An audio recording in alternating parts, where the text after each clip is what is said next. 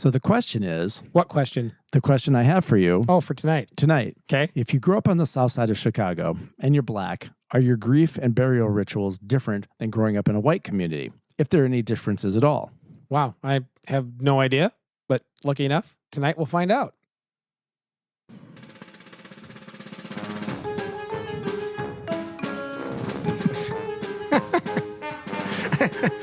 Hey, this is Rod. And this is Chris. We are Unqualified And Unsupervised. the show where two guys try to figure out life after loss with no experts, no scripts, just experience. We're going to have the unfiltered conversations about hard topics that no one wants to talk about, but everyone should. Coming from a couple of guys who were forced to join a club we didn't want to join. So, Rod, interesting Yes. week? It was an interesting week, but I think you've had a more interesting week. Wow, I had a more interesting week? I believe you did. I think you've been Well, busy. I've been busy. Yeah, You got us on Facebook. I did. And you gave us a website. And I we did. We have emails now. We do. Yes. So we have all that. What's fun that all about? stuff. So I managed to get rodandchris.com is our URL, our URL, our home on the web. It's English. It's a little hard sometimes. It is sometimes. Yeah, it is. yeah. You know, the URL, I guess, maybe something like that. Something like that. Ugh, Jesus, good God. Anyway, yes, rodandchris.com is up and running. We got a Facebook page up, so you can go there and you can hit the contact form and let us know what you think of the show. If you have any feedback on a certain show, how you're feeling about things. If If you someone have become a guest. if you want to become a guest, if you want to be a sponsor of the show, all of that kind of stuff is up there. Cool. So you can find all of that there. And there's little buttons. You hit the little listen button, and then all of the buttons for all of the podcast sources, at least Right. almost all of them, are right there. And you can hit the button and listen to it, or you can listen to our trailers or any of that Cool. stuff. You've and been then busy. I've been trying. And then we've got a Facebook page too. Yeah, it's just Rod and Chris, Unqualified and Unsupervised. Right. Our own little Facebook page for the Cool. show. So you can also go there and make comments and follow what's going on. Nice comments. Well, we prefer that. I mean, if you got bad ones, we take suggestions. Just don't be What are douchebags. those opportunities for growth? Is that what those are? Yeah, something like that. Yeah, but if you're a douchebag or a troll, you can fuck off. I don't want to hear that. There's no point of that. But but we listen to criticism because Yes.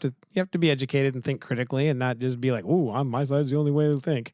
Right. So anyway, we did all that this week. Yeah. It's been good. It has. It's good. I appreciate you doing all Well, that. Thanks. It's been kind of a fun learning experience. Well, I tell people I'm just along for the ride. You're doing all the Well, work. yeah, You do but- all the work. Yeah, but you're the one who keeps talking to keep things going. There'd be a lot of dead air Like if I was running it myself. So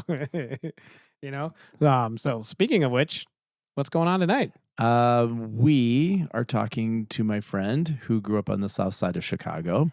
Okay. He's black, and we've known each other quite a few years. He is just such an interesting person, and he's taught me a lot about race relations. And he's kind of at times pointed out my white privilege, Okay. which is good. I mean, because I don't know that. So he's been good about helping me grow as a person to understand Nice. what Sure. it's like, from his point of view. And I have Mhm. learned a lot from that. Cool. I thought I So- knew enough, but Yeah. no.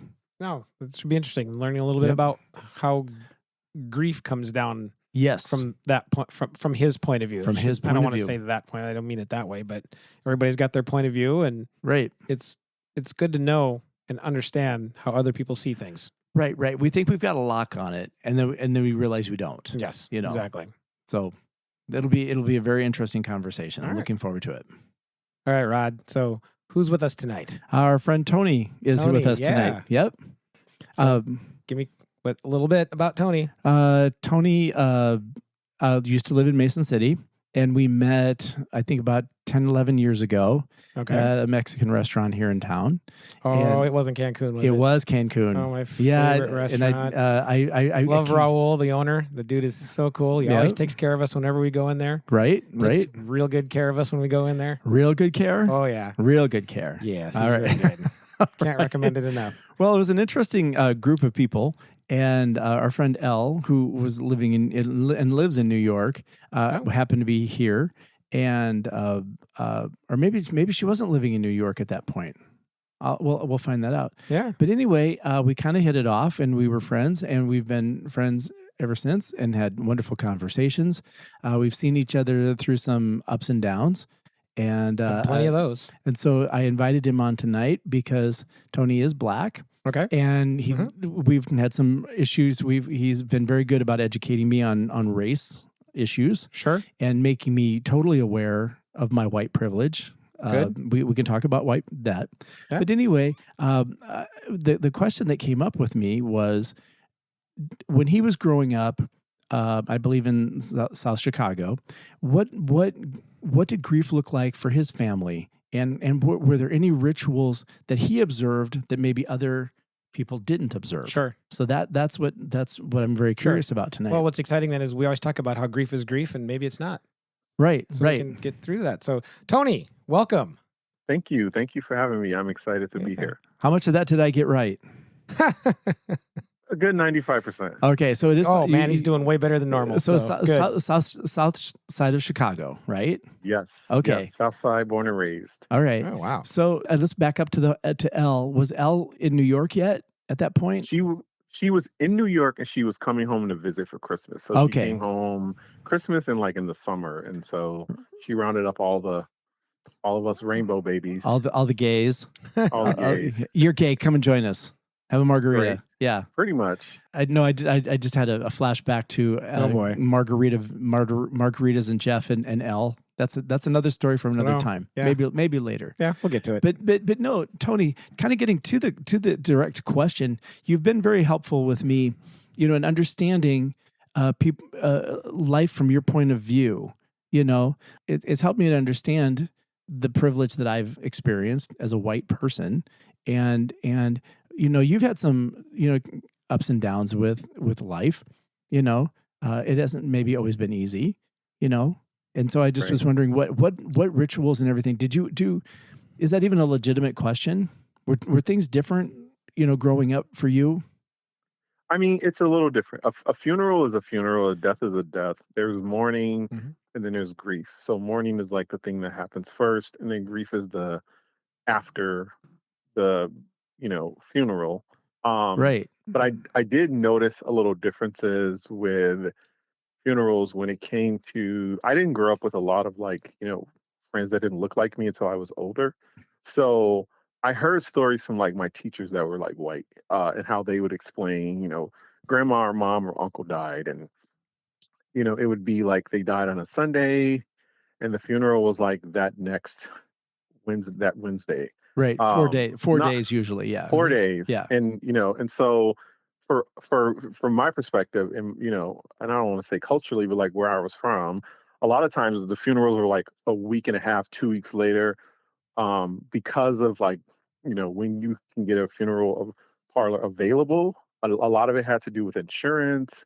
So there's the idea of raising money because for a lot of reasons. Wow. Yeah.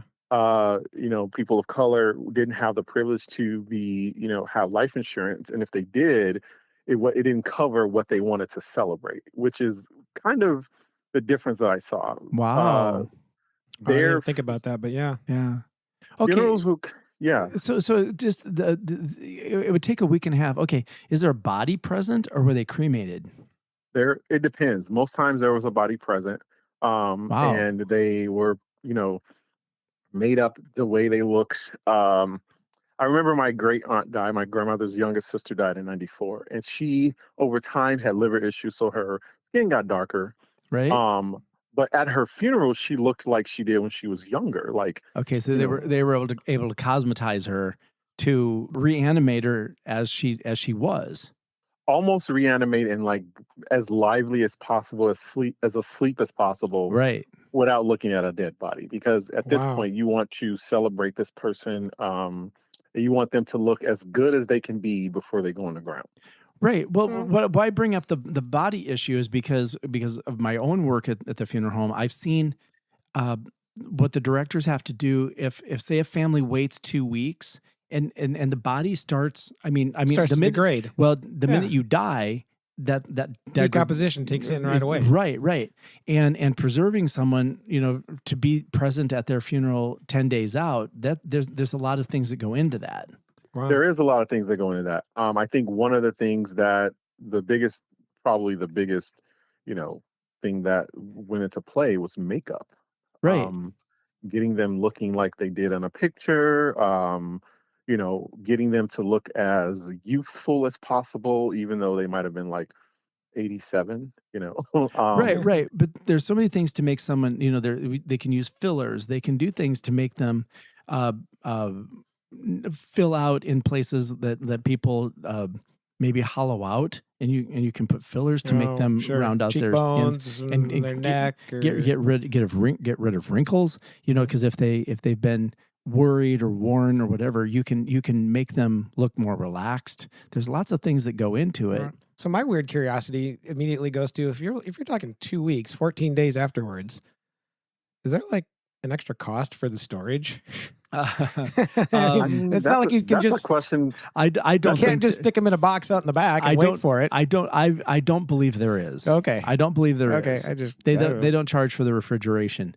But Toni, it also makes me beg the question. You'd have to have a black funeral director. More times out of not, your funeral director was connected to a local or city named wide, I should say, popular church. So not only did the funerals go according to someone that looks like you, because there's a lot of funeral directors that are of color that are well off because of the industry that they're in. Right. But the service kind of went according to, it felt like a church service. It was more what we call a homegoing. And so there's so much celebratory input behind this. Not only are there flowers, there's balloons. Lately I've seen Awesome. pictures of people in caskets. If someone young died and they loved Mickey Mouse, there was Mickey Mouse paraphernalia around. And so in addition to mourning, there was also this period of the psych yourself out. So we know we're burying grandma and she was 87, but we love her so much, we want to celebrate her. And so a lot of times funerals that I've experienced as a child, as a Black kid in Chicago, felt more like an elevated church service, some kind of like jubilee epiphany of, this is happening. And then the mourning comes after. And so that time that you have before the funeral, the 2 weeks, there's all of the sadness and all the crying and all the, people bringing you food and praying. And then by the time you actually get to the funeral, it is kind of like a party. It's not always, there's people that cry and mourn, and, there's a lot of emotion behind all of that. But at the same time, our goal, from my understanding, the goal has always has been to celebrate the life versus mourning the death.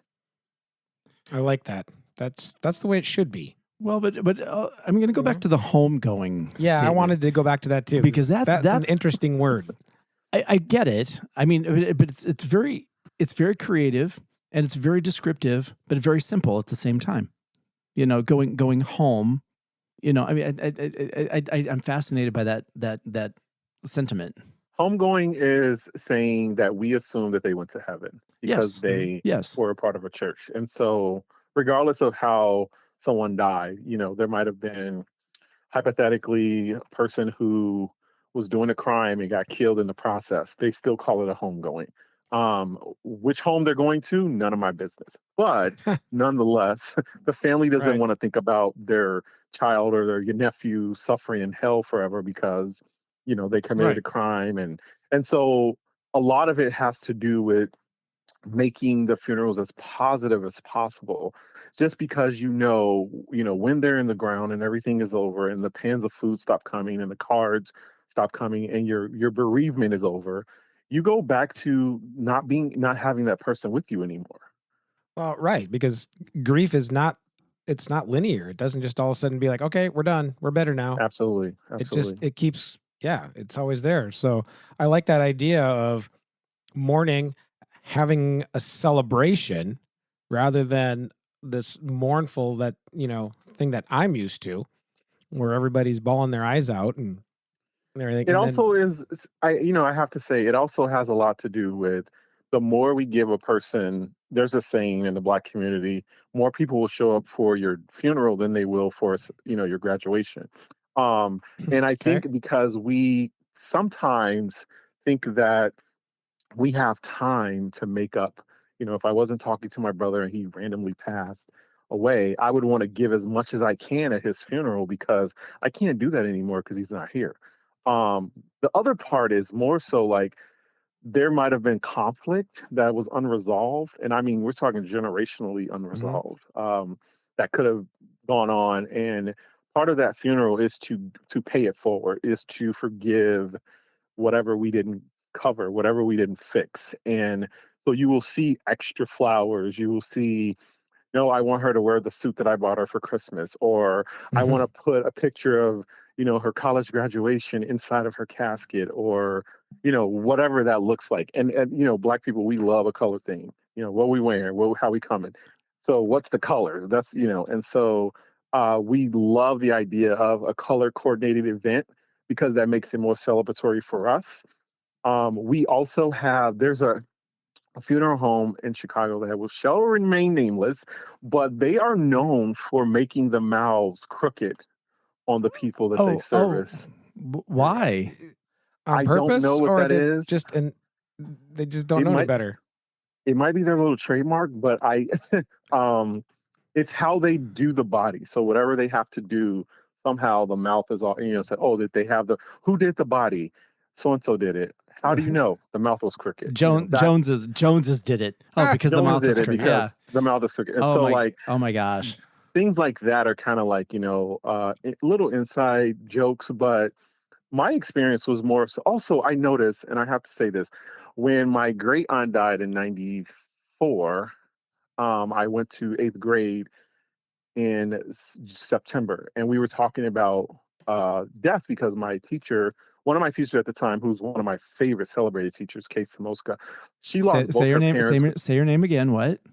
Kate Samoska, All she's right. of Lithuanian descent.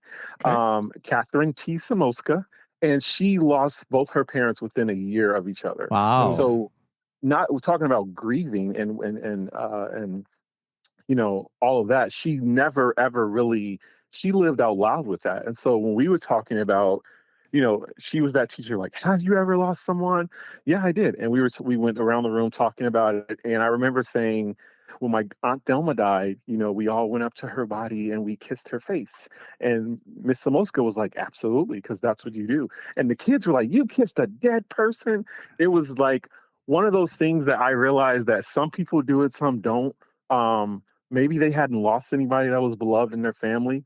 But also, Miss Samoska taught me that in her tradition, whatever her Lithuanian tradition lineage was, they kissed the people that were older. And so if you were of a certain age, it was required that you kiss the person in the casket to, kind of pay your oh, respects. Well, We did Greeks it do that. because, Greeks did it too because they said they refer to it as the last kiss. yeah. Okay. And I've right. witnessed that where the wife and the children went up and kissed the husband and Wow. and their father. And It was considered Yeah. the last sure. kiss. And Yes. I'm thinking if that happened in any of the churches I ever went to, whew, Yes. And people I would lose their Yep. minds. Okay. So That would Tony, not go over well. Why did you do it? What you were going to say? What? I did it because, we loved her and everybody else was doing it, All right. Okay. it, the thing about, I noticed the cultural difference I noticed with Black people and white people specifically with funerals is that I have been to funerals where the family is white and it's so dreadful and dark and there's always everyone wearing black and Right. Yep. this person is dead.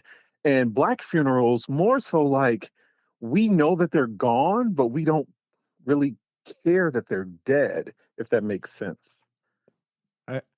I like that's an interesting way to look at it. Right. And I Right. like that because you're right. I'm sitting here nodding as you were saying it's a dark. Go to white funeral and it's dark and it's somber. And, Right. oh my Right. God, yes it is. And I mean, it was my wife.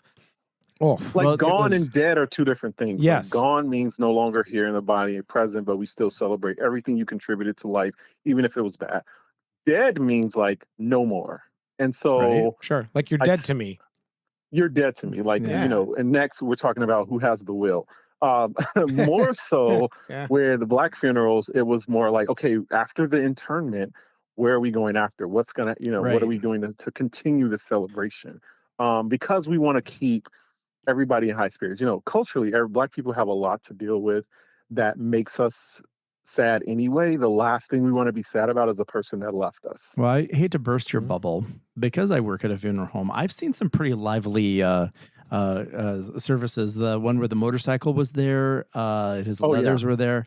But Well, sure, nothing's 100%. right, but I in agree general, with that. You know, you have some where everybody's crying, and then you have Mhm. some where they're literally snapping open beers. There was one where the family is literally drinking beer through the whole visitation. Mhm. You know, and Yeah. normally we don't allow that, but there were over 200 people that came through the visitation. The man was very popular and very well known.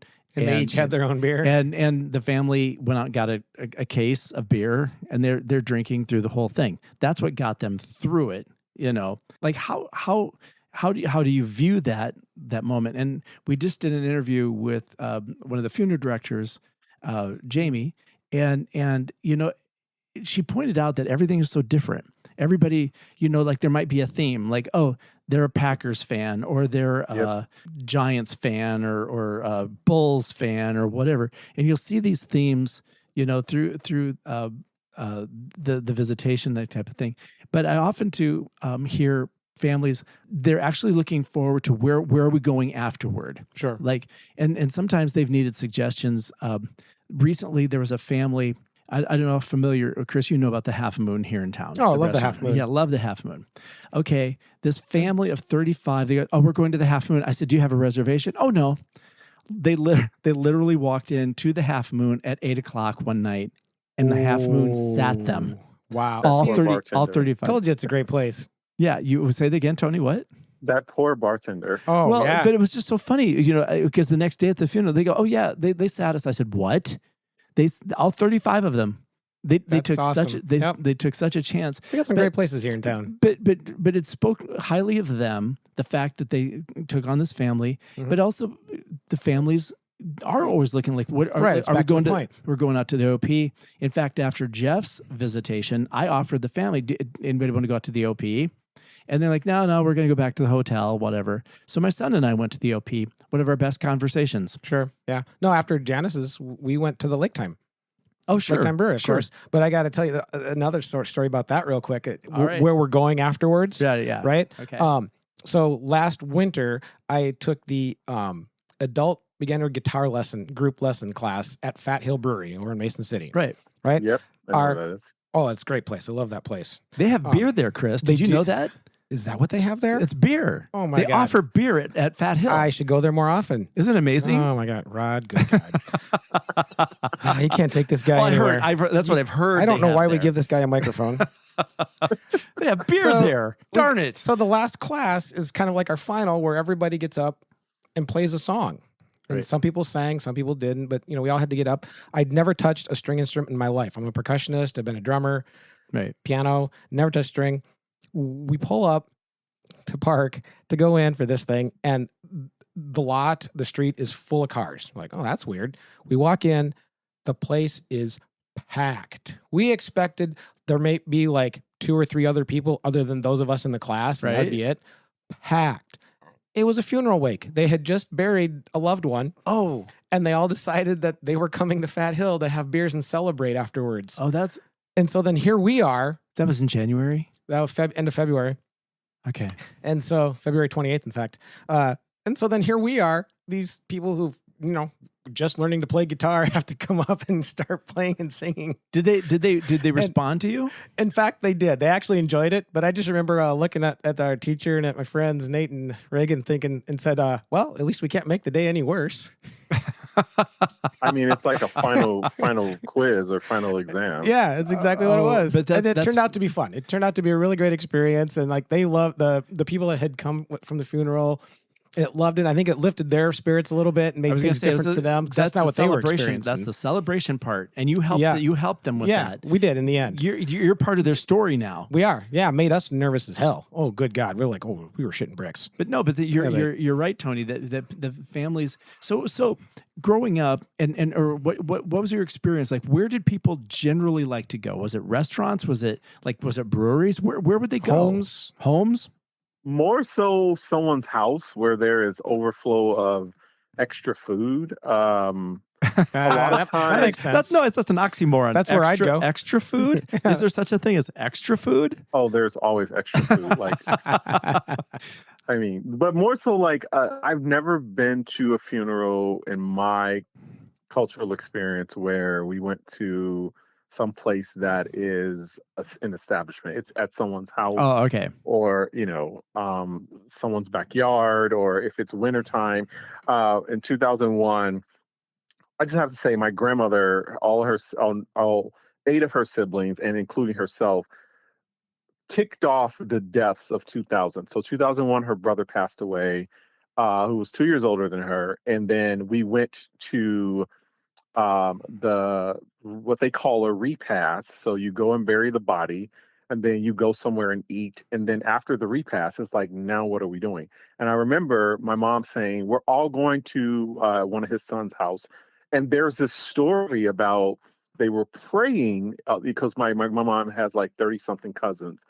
And so there's a story about at their cousin's house, after everything's done, they were all getting together and they were praying.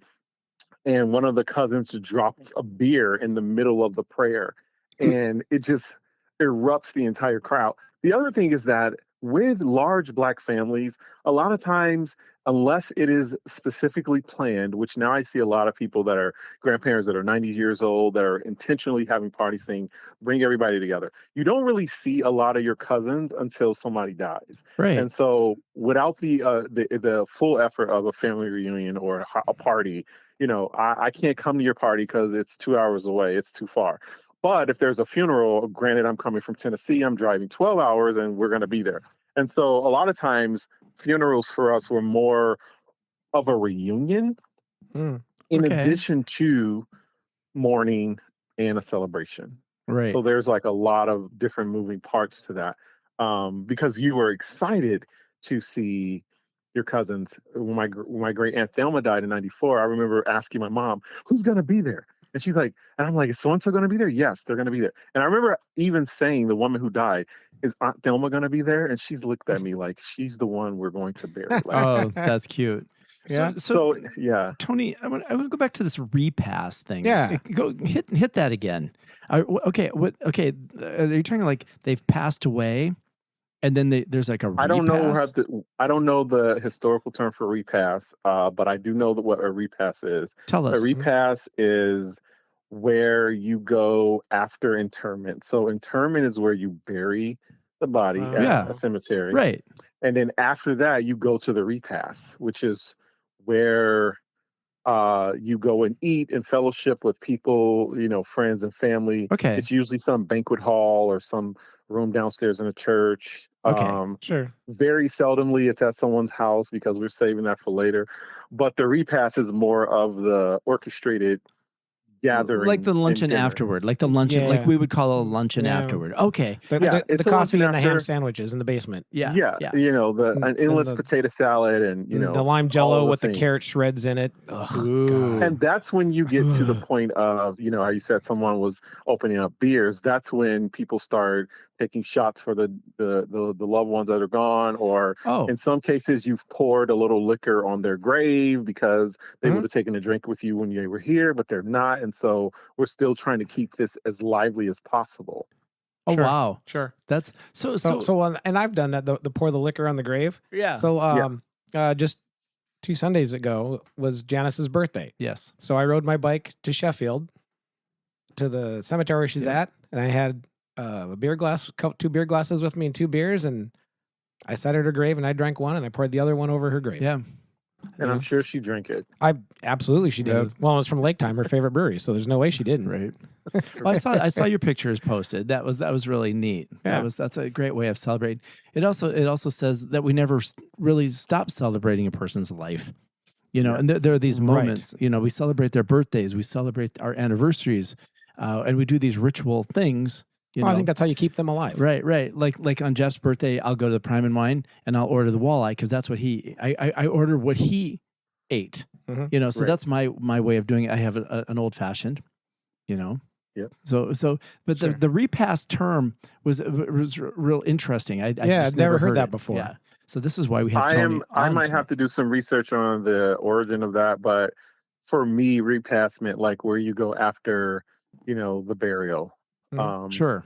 And after the funeral procession is done, and and then there after most of the tears are gone, whoever's the most tore up about the death, they have now come to a little bit sense of being normal again. Right. And so the repast is kind of a cheer up, and and now that everything is kind of done for the mourning part, how have you been? I haven't seen you in so many years. Is that your child? And I remember one funeral of one of my grandmother's siblings. One of his daughter, the guy who passed away, she brought pictures of her son's wedding because none of us could make it because it was like far out of town somewhere. And so those moments become again another family Right. celebratory moment. Even though you see the old pictures of videos of, I remember my favorite movie is The Bronx Tale about a kid in, the Bronx, Italian guy who falls in love with a young black woman in his town. And one thing he said is like, as soon as Sonny was gone, everyone was sitting around drinking and talking and act like he wasn't even there. And this was a wake, this was like I call a live wake, and meaning like the funeral is the wake, is the thing, is the everything. Right. And so people kind of move on and kind of go back to reality. But there's something to be said about funerals and death, is that we all still have a life to live. And whatever thing that's going to keep us happy, we're going to strive to that more, because we don't always know how to deal with grief and mourning. It's a Right. foreign feeling to us. And to deal with mourning is temporary. Grief is long lasting. And so Absolutely. to prepare ourselves for the grief, we kind of block out the mourning for a little bit to say, you know what, I'll cry tomorrow. I'll wake up and I'll bawl it out. You kind of But right shelve now, it. You shelve it. and shelve it. But right now, I want to put it I want to park that, and I want to enjoy, because you don't get those moments again to see your cousin from Texas who's been gone for 13 years, who now has 3 kids. And, Wow. those things are more, a funeral for Black people it's more than just a burial. It's a celebration. It is a jubilee time to come together. It is a remembrance. It is a send off beyond measure. I've watched funerals online where the funerals who have been hired to do that, there's a lot of, I want to say maybe like, things that were done in the past, but there's a lot of input in, a carriage and how they walk the body out to the carriage, and who they view the body first. There's so many things that are strategic about a funeral that I'm Right. finding now, especially on social media, being Black with Black funerals. I'm finding that there's so much input into this moment. And it's just like a prom. You get all out, get done all out. You pay all this money for a Right. dress and hair and makeup for Right. just to dance for 3 hours and sweat it out. Did you get your hair and makeup done, Toni? I did. I actually got a razor and I chopped it all off. I couldn't resist. The door's open. Okay, so I'm gonna jump in. Did you ever see the movie Imitation of Life? I did. Okay, I'm glad you did. Both Have you- versions, by the way. what do you mean Ooh. both versions? Now you got Rod There's- confused. There's a black and white version, and then there's a newer version that came out in the 60s. Well, there's the 1959 version with Lana Okay. Turner, and that's the one I'm referring to. And I That's believe the one with Mahalia Jackson. There's one Yes. before that was in black and white. I didn't know that. Oh. So Yes. that one's a remake. That's a remake. but that's the one I've seen. Have you ever seen it, Chris? I have not. The storyline is this Lana Turner is like a famous actress. Yep. And her she's not like a famous actress. She really is. She is a famous actress. Anyway, she has a maid that works for her who is black, and her daughter she's black, but she passes as white. And that's what the movie is about. Yep. And she wants nothing to do with her mother. And, that black world, she wants to be white. She wants to be accepted. And all her adventures with that, and how the Lana Turner character, when the mom gets sick, takes care of her. Gavin, who's the male actor? Gavin McLeod? Not Newsom. No, and not McLeod, but it's Gavin. It's Gavin. Anyway, he's like the handsome leading guy, but he's the boyfriend of Lana Turner in the movie. Okay. Well, anyway, the maid mom gets sick, and I think if I got this right, it's been a while since I've seen it, because the daughter basically rejects her mother. But at the end, when she finds out she's sick and dying, does she make it, or does she just make it to the funeral? She makes it to the funeral. Her mother goes to see her at her job. Yes, she denies her. And she makes it to the funeral, and she breaks down, and she's like, "Oh my God, my poor mother. What was I thinking? What have I done?" Yes. And what's important about this movie is it's revolving around the idea of passing. So Piola, the daughter, only did what she did because she looked white. If she did not look white, or she looked racially ambiguous, or she looked biracial, it might have been a different story. And so they highlighted that because she goes to the original version, she goes to the school, and they ask the mother, "What are you doing here?" And she's like, "I'm Piola's mother." And she's like, "Really?" And her mother says, "Oh, she's been passing," meaning she's been passing as white. She didn't tell you guys that she has a black mother. She didn't tell y'all that she, is really like half black, but she looks white. And so that idea of tapping into how the world treats black people, how much can I hide that, right, and pass my life as white? And so then what's interesting about this, I'm in school now, and I'm writing, trying to get my life together. And I had to respond to a classmate who decided to focus on interracial marriage. And I said, one of the things that's interesting that I'm finding is that, now we look at mixed children, even though they have so much love at home, and we love you and we will never treat you different, the world is going to treat them according to how they look. Yep. So you have twins, one is a little bit beige or, tan or whatever. The other one is white looking. And so they're going to be treated differently based on how they look to the world, which really comes saying, when we get home, we're all love, but in the world, we have a different story. And so you might have twins that are biracial. We know genetics do a mind of their own. And so one kid looks mixed, the other one looks completely white. And so then there's conflict with, you're getting preferential treatment because of how you look, but we come from the same body, and all these things around that. And so Piola was ideally like the product of what that looks like. When you have mixed children, you don't know what they're going to come out looking like. You don't know whose genes are more dominant, whether it's the German gene or the sub-Saharan African gene, So let's talk about the funeral in that, because it's Mahalia Jackson. You can't get better than Mahalia Jackson. And it was John Gavin. John Gavin. Yes, I had the Gavin part right. John Gavin. Right. Anyway, and but the funeral, and she's singing this soulful song. It's not a caisson, but it was a glass covered horse-drawn. That was her wish, was to be carried to be carried like a king or a queen. Horse-drawn carriage, and it's glass. You can see it, and the put together band is playing the dirgy march, and you see this all happening in the street. And I believe the daughter shows up for this, and she's full of remorse. She's crying out, "Mama, Mama!" It's just, So Toni, what were your impressions of that? My mother made us watch that movie as a kid more than once. 2 black and white movies we had to watch: Imitation of Life and The Bad Seed. And that's a whole nother show. Interesting. The Bad Seed. Oh my gosh, that's a great movie. Kelly, you just the best. And so when my mom grew up in a house where she is significantly lighter than her sister. They have the same parents. My grandmother was a little like my complexion, maybe a little darker. My grandfather is was really light. He had a lot going on with his ancestors and all of that stuff. And so I would hear stories about how they would argue, you're just black and you're just white, and so she kind of watched it from a perspective of how the world treated Piola.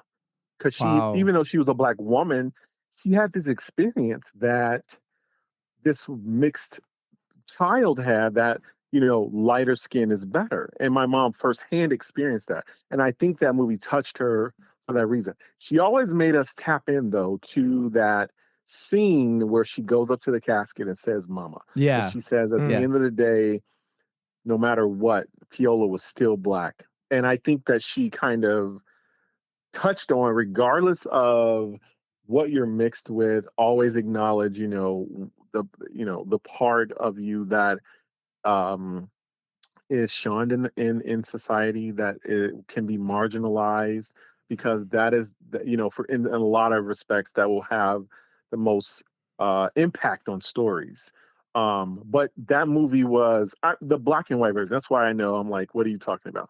The black and white version, the original version, I think it was in like 1933 or something like Oh, that, okay. is what I watched. And that moment just kind of was a little bit, it kind of touched me, because this woman really saw her mother. At the end of the day, no matter what happens, a child is going to love their mother. They're going to Right. always cry Right. out and say, the 5-year-old who gets up and runs at in kindergarten when mom comes to get you, it's going to be that same kid at 57. Yeah. But And is that an example of maybe of not under grief that's not understood? You know, Oh, absolutely. The growing grief. up that way and having grief being around people that you think are against you, even when they're not. I mean, not only is it grief, it's more like, stress, anxiety, these things contribute to like the black body being susceptible to whatever they want to say. But also like the grief of not being believed, Sure. we have situations in right now with kids, just like, I don't want to touch on the Carmelo Anthony case, but I was talking to a white friend of mine named Adam, who is really like, he has a challenge. He wanted to do a podcast with me, and I was like, absolutely not. Hmm. But we talked about, yes, this kid did something wrong. But what happened before that?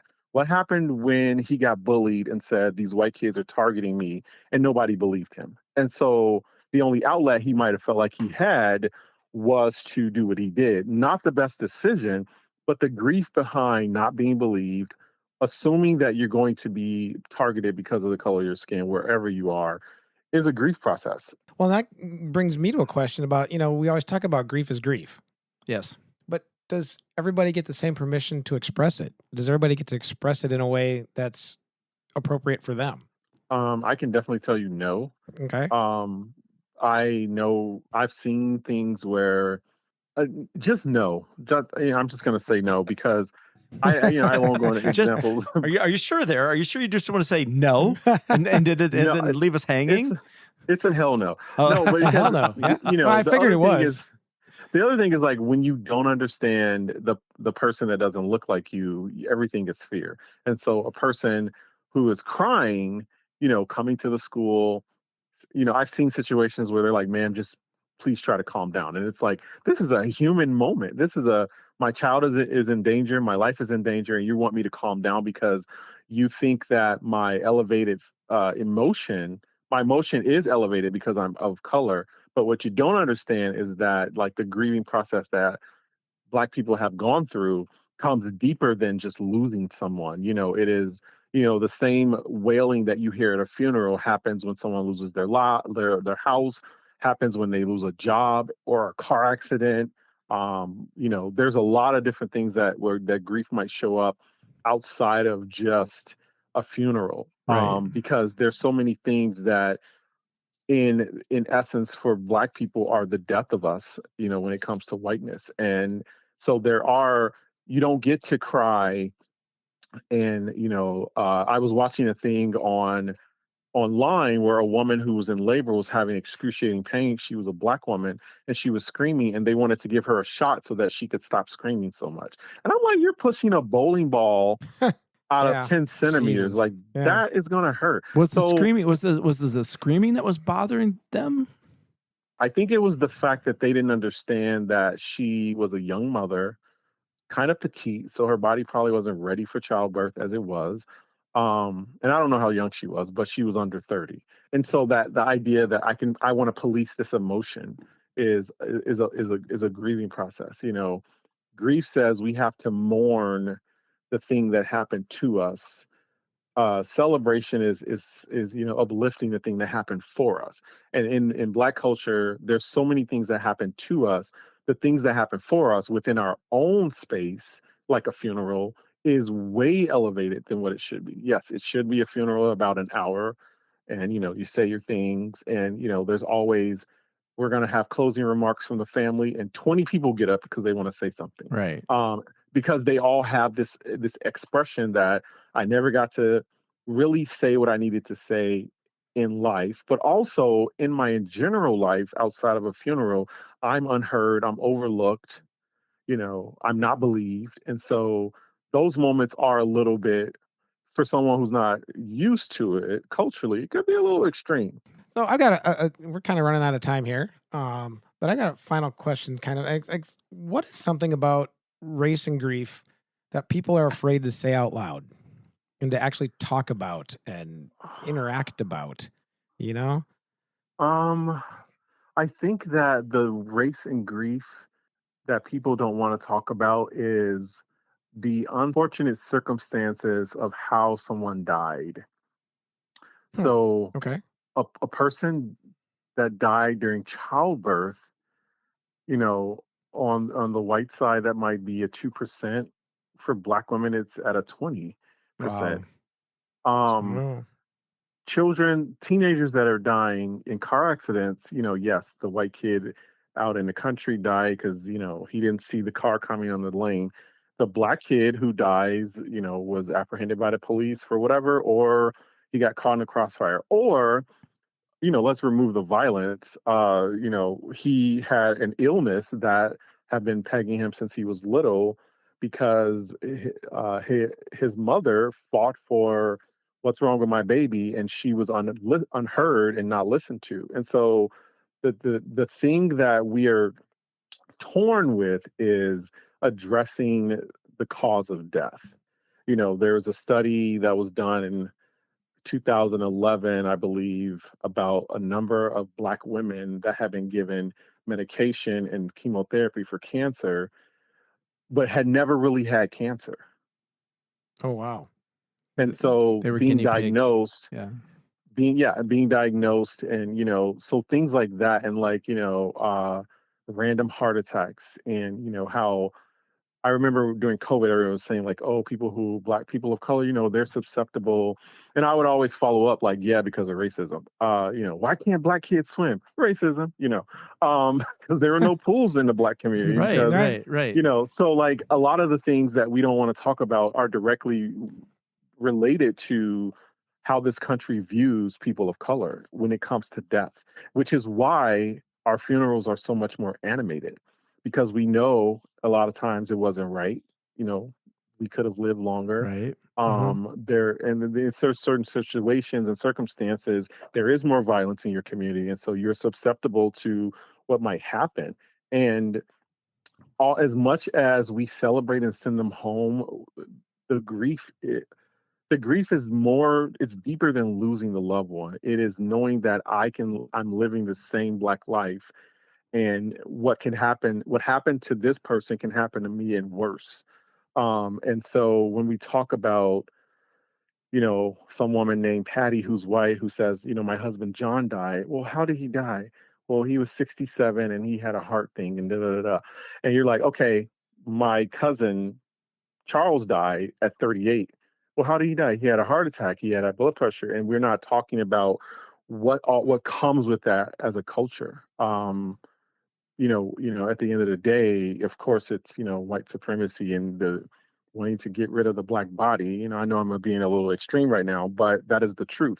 And so we don't want to sit and talk about that. So that's why we remain different, Wow. because we don't want to take on a perspective that might be different from ours.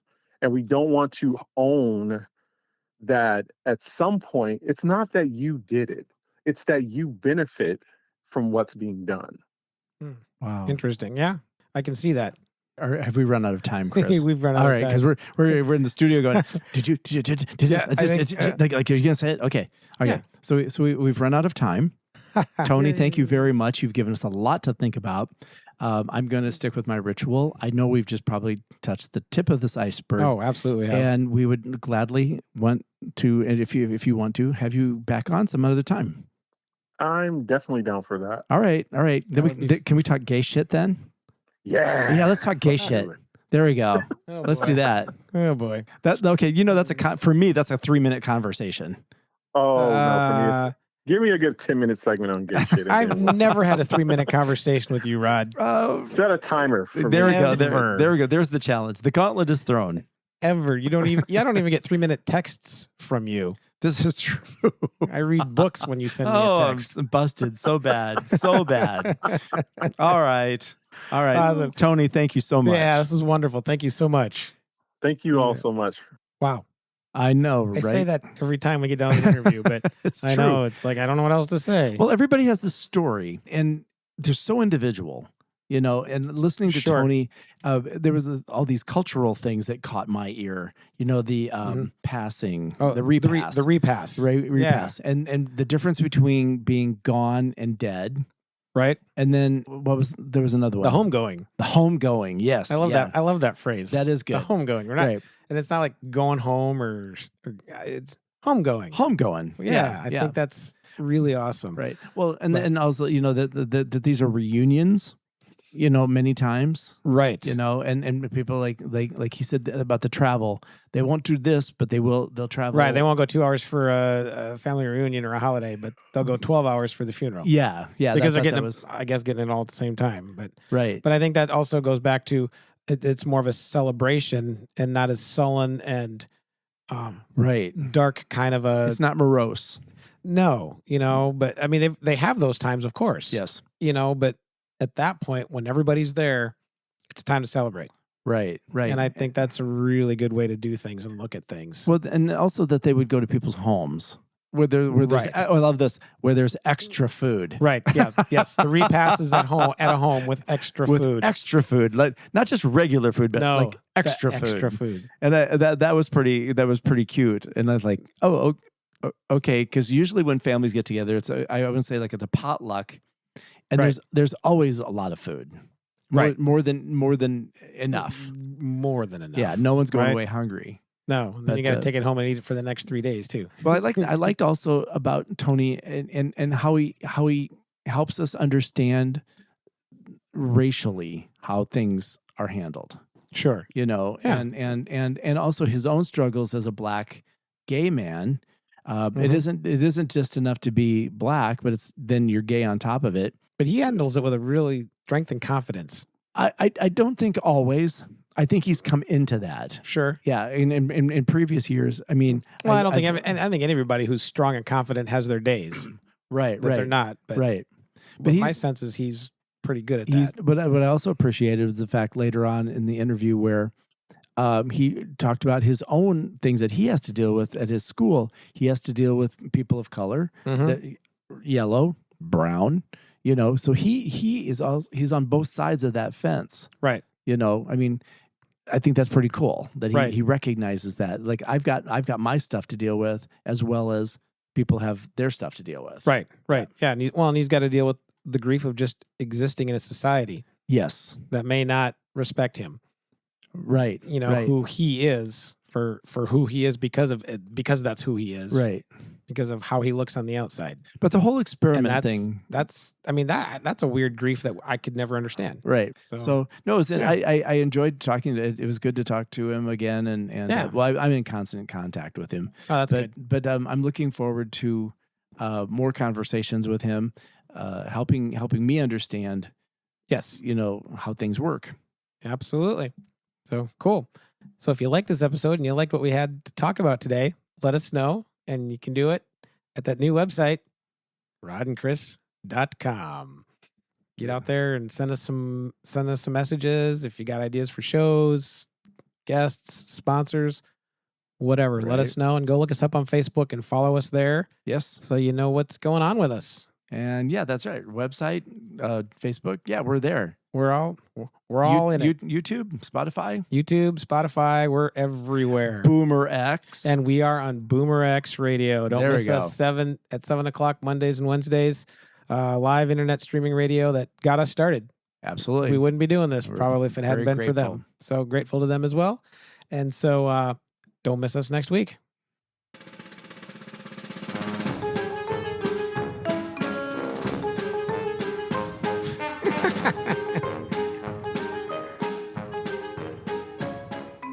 Hey, Chris, I think we had another good show tonight. I think we nailed it. I think we got knocked it right out of the park.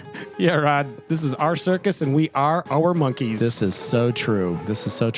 I'm really looking forward to the next show. I don't know what we're going to talk about. I am too, and I thought you were figuring that out, so I guess maybe I'll help you with that. Let's talk about that. Absolutely. But I'm really looking forward to whatever we talk about. It will be hopefully it'll be helpful. And it'll be fun. It will be fun. So yes, as fun as grief can be. Exactly. So do not miss next week. No.